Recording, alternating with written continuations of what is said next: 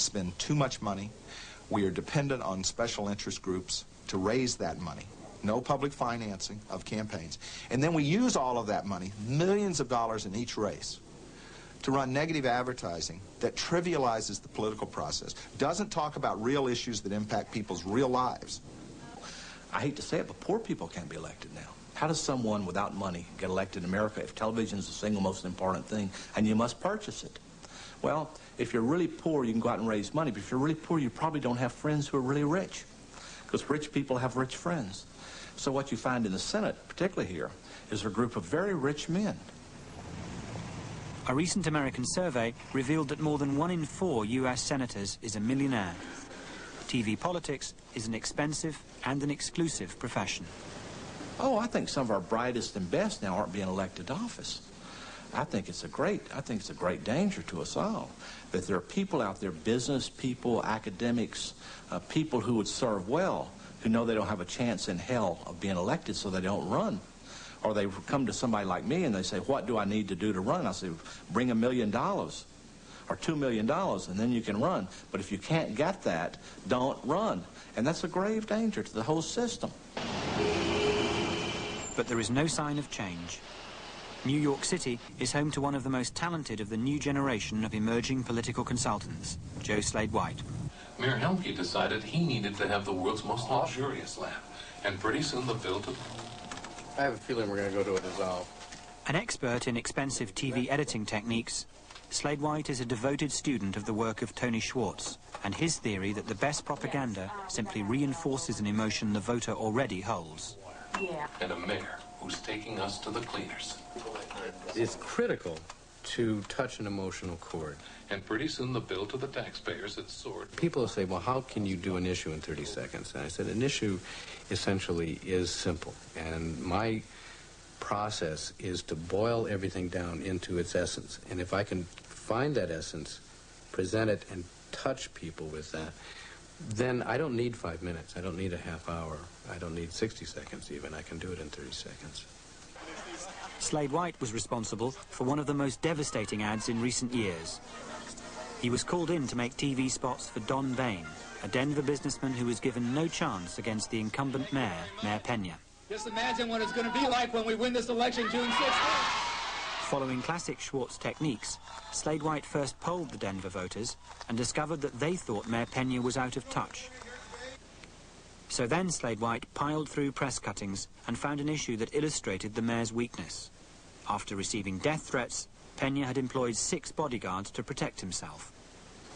So I said, what would happen? I tried to imagine. I said, wouldn't it be a humorous situation if you tried to imagine going through your daily life being surrounded by 6 bodyguards? What effect would it have on you if you had to go through life with 6 bodyguards around you?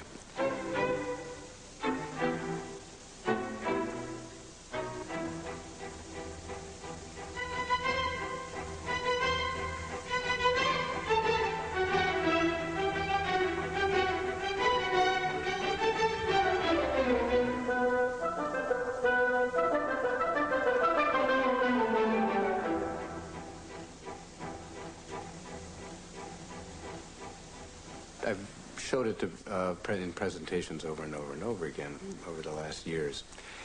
And what happens is almost always the same. People read the material as it's going across the screen.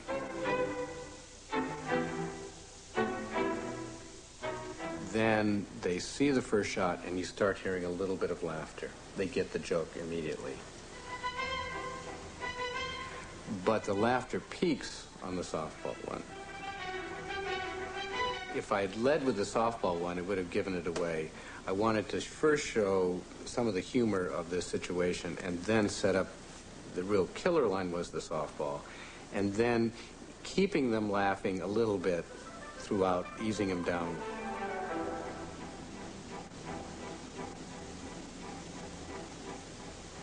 So it's almost like a curve in terms of the laughter, of the effect of it.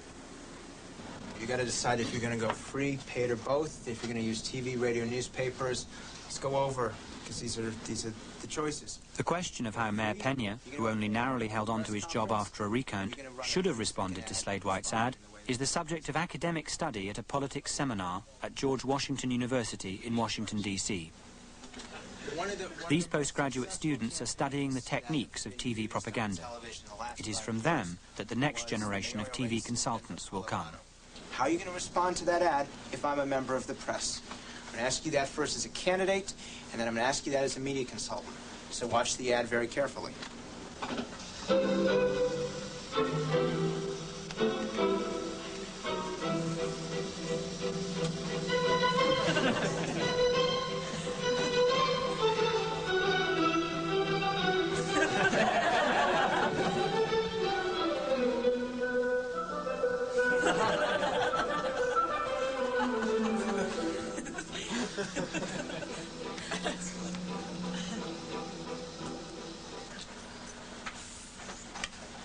Okay.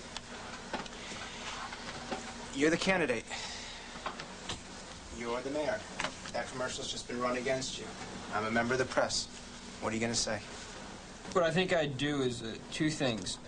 You run the page part where you bring out the wife or the kids, maybe he's got grandkids or something like that, and she talks about how she's making a sacrifice by allowing her husband to serve the city, the needs of the city. You stress that there have been threats against his life, and maybe if she can get teary-eyed or crack her voice or something like that, something to... Are you going to encourage her?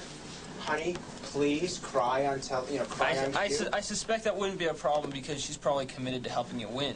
And I'd take advantage of the free media by marching out the chief of police or somebody like that and have them very soberly at a press conference detail, point for point, every single threat on your life, maybe those which weren't especially legitimate, but just march out. You name the date, you say this is when, this is the threat, and this was our concern. I mean, this is so manipulative. We're now thinking of ways to gather sympathy from the public. Is that what this has all become? And if the wife has a broken leg, you know, you're going to, like, highlight the cast? You're going to make sure, like, the dog is sitting in the commercial and then have, like, the husband pet the dog or something? But if you bring the wife on and you say, this is a member of my family, the audience will relate to her, and then she'll make the link for the audience that this is a member of her family. He's making a sacrifice. I'm making a sacrifice because I'm going to stick with him. Why don't you? Because he's putting his life on line. Now, if that's the new conception of politics, and these people are in on the ground floor and they're exploiting it, I don't know how much we want to yell at them about that. They're making a living. What I would object to is they're trying to claim that this new kind of politics is good for us. It isn't. It degrades us. It keeps people cynical about and indifferent to the political process. So in the end, what you do is you increase cynicism. And this electorate is already the most cynical in American history. The post-Watergate period has seen a deepening of the cynicism. It's gone well beyond skepticism. It's well into corrosive cynicism. In a final irony, consultants now make expensive ads blaming each other for promoting cynicism. We'll say Dashiell's done nothing for farmers. That's not the truth. But who cares? People will believe anything if you say it enough. When we're finished, Dashiell's mother won't vote for him. Don't let them have the last laugh. Vote Dashiell for a change. Let's go tell Jim. For your lives, it's the brain polluters. First they invade your home. Yes, there is. Me, Ed Garvey. I'm not going to try to pollute your brain or insult your intelligence, but I will fight for the people of Wisconsin in the tradition of Bill Proxmire. Ed Garvey, a good solution for brain pollution. How far has British TV propaganda gone along the American route? Jim Duffy and Dane Strother watched a variety of British party political films. It was John Major's Journey, a film shown by the Conservatives during the 1992 general election, that excited greatest interest. It has a tremendous vibrancy that very few parts of the country would understand. And yet so he's going home. He's going home. But you know what he ought to be doing? He ought to be driving home. He shouldn't be being driven home. Yeah, I mean, I recognize he's... Well, I mean, it might be unnatural for him to drive. Right, so, man, maybe true, too. But get him with the people. Make him, if you're going to make him of the people, make him of the people. Put him in that market. Let's see if they don't do this. I'm sure they do. They've got to put him in the market with the people. There he is with the people. That's good. Entitled to their own views, to their own instincts. With blacks, look at the people of color all over there. The record shop used to come to. Yes. And that's the house we lived in for many years. This has one message. I'm one of you. That's all it I haven't says. forgotten where I came from. But that may be the most important message of an incumbent, is that I haven't forgotten where I came from. That because of my background and where I came from, that I should be a socialist. Why should I be a socialist? It is now this is taking the issue head up. I like this. It's a fine idea. We've had a society in which the free enterprise. I'm from the people who would be socialist, but I'm smart enough not to be. But we're all together on this deal. Conservative governments to socialist governments. Is it still there? Hell, I'm living breathing proof the system works. Yeah, you can come up. Here I stand. I'm in this automobile, and I used to be here. And here is good, by the way. Yeah. You know, it's real. He's real. This is far more of an American piece. There was an area below ground. But this is traditional American television. Think of all the wealthy candidates who run that we've had who basically say, look, yeah, I made it, the system's great, but I wasn't always like this. And the system allowed me to prosper, the system allowed me. That's all he's doing. There is only one cure for unemployment. There's only one way to put people back in permanent, secure, sustainable. And you know what else they did there? Talked about jobs. Jobs. That's the first, second, and third most important issues in any campaign are jobs. Healthcare, yes, that's right there. Continuing growth in the economy. If you don't have a job, you are what you do. The first ingredient has to be a competitive tax structure.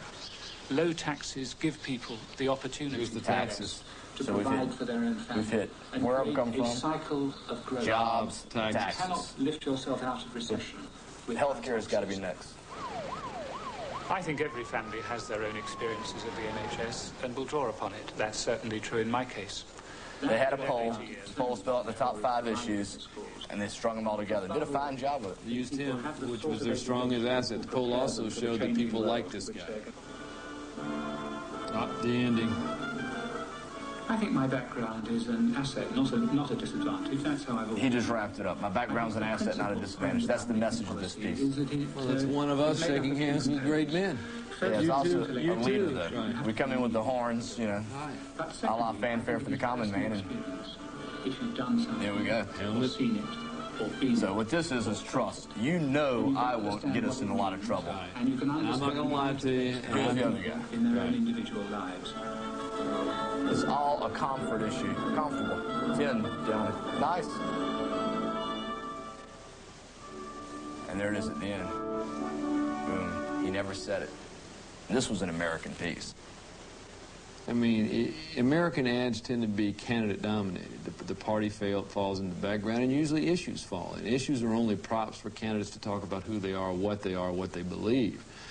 And in this spot, that, in a sense, is the whole spot. This is a spot about him. It's not about the conservatives. It's not really even about the election, in the sense that he's not screaming, vote for me. He's just saying, this is who I am, and you know me, you can trust me.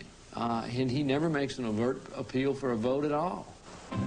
Come join the Wallace Senate Drive, the Wallace Senate Drive. Robert Goodman, a man who specializes in emotion generation, also watched Major's journey.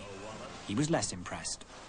You ain't seen nothing yet. I mean, if this is considered emotional from their perspective and considered very withheld and private from our perspective, even dull, what would happen if a candidate actually used the word love and showed some feeling about something, you know?